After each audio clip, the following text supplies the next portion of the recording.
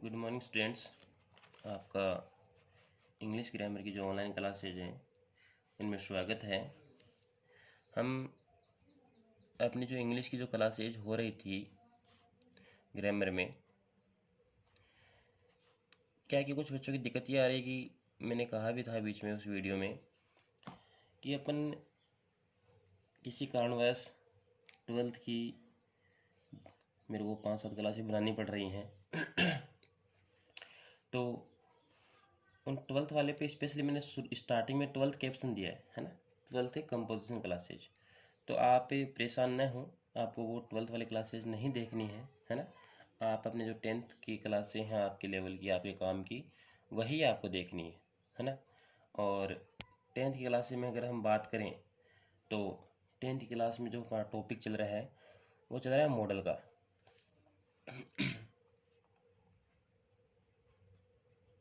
और मॉडल में हमने एज ए रूल अगर बात करें या फिर आस्पेक्ट से बात करें तो हमने आस्पेक्ट ऑफ एबिलिटी और आस्पेक्ट ऑफ ए पॉसिबिलिटी पढ़ लिया था। आज हम पढ़ेंगे aspect of permission. Aspect of permission,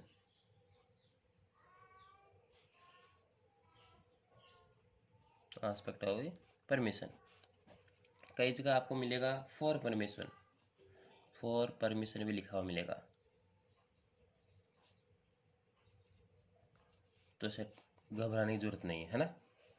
aspect of permission या फिर फॉर परमिशन की बात करेंगे। देखो किस प्रकार के परमिशन हो तो क्या मॉडल लगेगा, है ना। तो सबसे पहले बात करें for formal permission.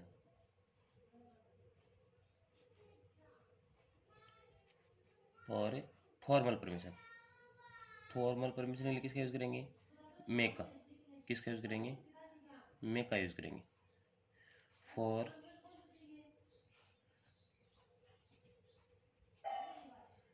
Informal, INFORML, informal permission. For informal permission, informal permission के लिए किसका यूज करेंगे? कैन का यूज करेंगे। ध्यान देना, हम पढ़ रहे हैं आस्पेक्ट ऑफ परमिशन, और आस्पेक्ट ऑफ परमिशन मतलब परमिशन किस प्रकार की हो। फॉर्मल परमिशन हो तो किसका यूज करेंगे? मे का, और इनफॉर्मल परमिशन हो तो कैन का।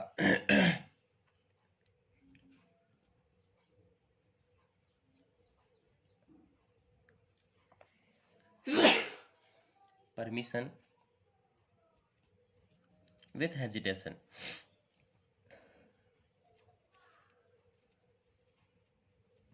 Permission with hesitation. कैसी परमिशन हो? हेजिटेशन, हिचकिचाहट के साथ में, उसके लिए किसका यूज करेंगे? माइट का। किसका करेंगे? माइट का।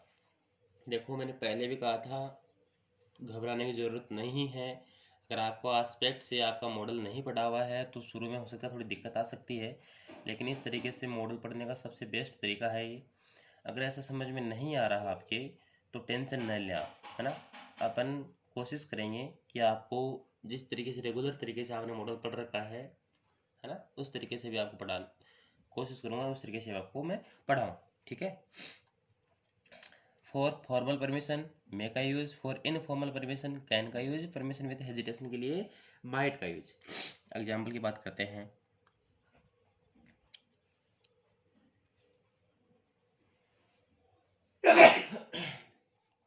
सॉरी देखो कुछ एग्जाम्पल्स क्या होते हैं, तो स्टार्टिंग में आपको ब्लैंक स्पेस मिलता है।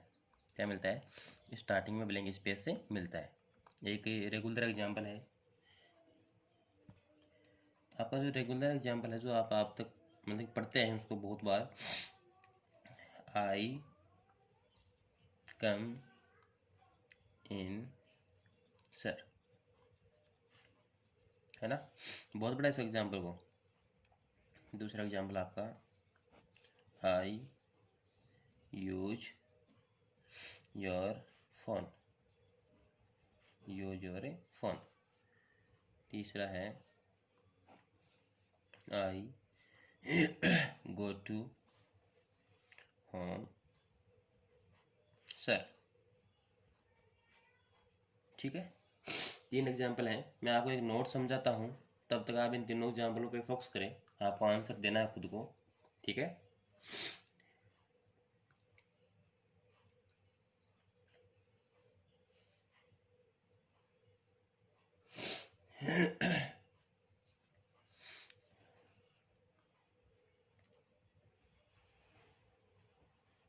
हाँ, नोट है, if so that if so that if so that is given, can और कुड वाले में लिखाया था ना, उसी तरीके से is given for showing purpose, for a purpose. उसमें क्या था, रिजल्ट था, सो दैट किसको शो करे, रिजल्ट को, यहाँ पे किसको बताए, पर्पज को बताए, उद्देश्य क्यों, then may and might will be used according to tense या टाइम, आया समझ में, क्या दिया हुआ हो, सो दैट दिया हुआ हो, और सो दैट किसको बताए, पर्पज को बताए, उस कंडीशन में किसका यूज़ करेंगे, मे या माइट का यूज़ करेंगे, किसके अकॉर्डिंग, टेंस या टाइम के अकॉर्डिंग, प्रेजेंट का तो मे और पास्ट का तो माइट का, ठीक है। ये बात है आगे की, आगे इसमें मैं आपको बात करूँगा। चलो इसका एक और बता देता हूँ, 1 नंबर लगा लो इसके, ये 2 नंबर नोट लगा लो, ठीक है। If the sense of sentence if the sense of a sentence is related to किससे संबंधित हो, कर्स, CURS, कर्स, ब्लेस और विश, कर्स ब्लेस और विश, है ना, इनसे रिलेटेड हो, तब विथ किसके साथ में, आपका एक्सप्लेनेशन मार्क, इसके साथ में अगर आपके पास में सेंटेंस का भाव ये हो, देन मे इज यूज्ड या फिर विल बी यूज्ड, ठीक है। If the sense of sentence, यदि सेंटेंस का सेंस किससे संबंधित है, इज रिलेटेड टू, किससे संबंधित है, कर्स से, ब्लेस से या विश से, किस मार्क के साथ में, इस मार्क के साथ में, एक्सप्लेनेशन मार्क के साथ में, तब किसका यूज करेंगे, मे का यूज करेंगे, ठीक है, मे का यूज करेंगे। हम बात कर लेते हैं तीनों सेंटेंस के प्रोले की। रेगुलर सेंटेंस से अपन क्लास में भी बोलते हैं, मे आई कम इन सर, है ना, तो कहने मतलब ये क्या हो गई, फॉर्मल परमिशन हो गई, फॉर्मल परमिशन के लिए किसका यूज़ करेंगे, मे का यूज़ करेंगे। Informal permission, I use your phone, कहने का मतलब ये फॉर्मल परमिशन नहीं है भाई, अगला अपने फ़ोन के बारे में अगर किसी बात मांगते तो क्या हो गई, इनफॉर्मल, तो क्या किया जाएगा, can I use your phone. तीसरी बात करें, I go to home sir, sir से जब हम छुट्टी मांगने के लिए जाते थे, याद है आपकी, भाई थोड़ी सी हिचकिचाहट रहती थी, क्या पता घर भेजेंगे या नहीं भेजेंगे ना, तो हिचकिचाहट के साथ में छुट्टी के लिए किसका यूज, माइट का, परमिशन के लिए माइट का यूज, ठीक है। अपन ने 2 रूल पढ़ लिए। If so that is given for showing purpose, जब ये उद्देश्य के लिए बात कर रहे हैं, सो दैट सेंटेंस में तब मे और माइट का यूज करते हैं, किसके अकॉर्डिंग, टेंस या टाइम के according. If the sense of the sentence is related to, किससे संबंधित हो, कर्स, ब्लेस या विश से, किस मार्क के साथ में, इस मार्क के साथ में, तब किसका यूज करते हैं, मे का यूज करते हैं, ठीक है। अब देखो मैं आपको कुछ एग्जाम्पल और बताता हूँ इसके, आपको खुद को करने हैं, है ना। We eat food, so that we eat food so that we blank space live, ताकि क्या रह सके, जीवित रह सके, blank space the success touch your feet he worked hard so that he blank space get good marks. Sentence number 4, blank space you get the highest rank in the world. ये लो साहब, आपके सामने 4 सेंटेंस है, ठीक है। आपको इन 4 sentence का answer देना है। दो चारों सेंटेंस का आंसर दो आप।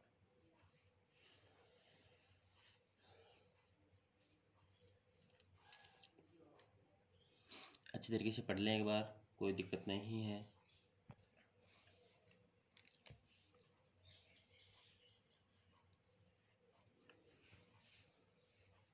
देखो, हम मॉडल की बात कर रहे हैं। हमने पहली क्लास में एस्पेक्ट ऑफ एबिलिटी पढ़ा था, दूसरी क्लास में एस्पेक्ट ऑफ पॉसिबिलिटी पढ़ा था, और आज जो तीसरी क्लास हो रही है इसमें हम एस्पेक्ट ऑफ परमिशन पढ़ रहे हैं, है ना।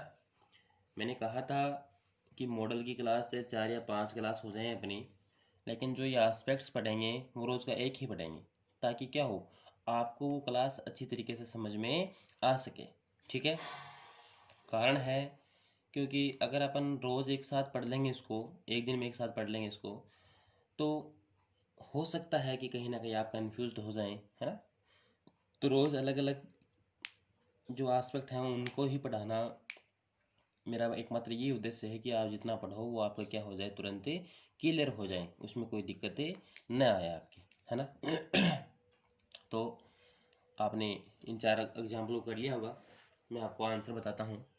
We eat food so that, क्या मिला आपको सेंटेंस में, सो दैट मिला, है ना। हम खाना खाते हैं ताकि हम क्या रह सकें, जीवित रह सकें। ये हमने एक पढ़ रखा है ना।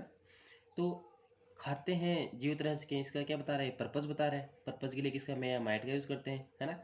और इसमें कोई भी आपको पास्ट का कोई वर्ड दिखाई नहीं दे रहा है, तो क्या जाएगा, प्रेजेंट में किसका यूज़ करेंगे, मे का। We eat food so that we may live, ठीक है, जिंदा रह सकें। दूसरा सेंटेंस है the success touch your feet, सफलता आपके कदम चूमे, है ना।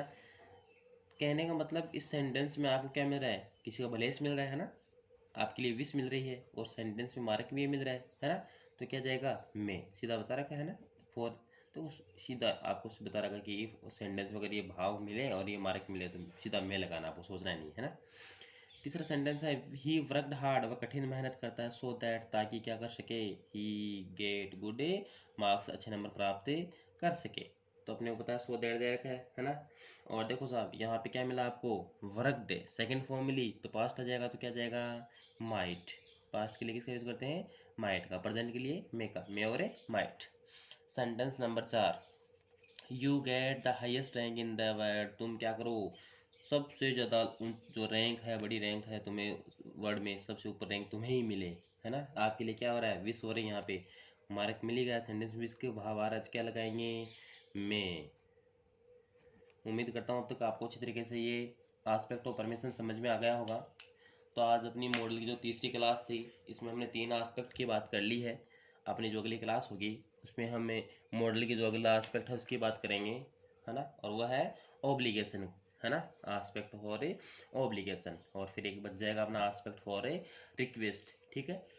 तो कोशिश करेंगे कि कल की क्लास में ये हो जाए, अगर नहीं होगा तो आगे की क्लास और बना लेंगे, है ना।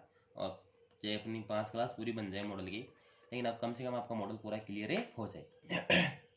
तो आज की क्लास के लिए आपके इतना ही, है ना। बाकी की बातें अगली क्लास में, ठीक है। तब तक आप जो आपको ये बता रखा है वो आप पूरा साथ में इसको क्लियर करें, ठीक है।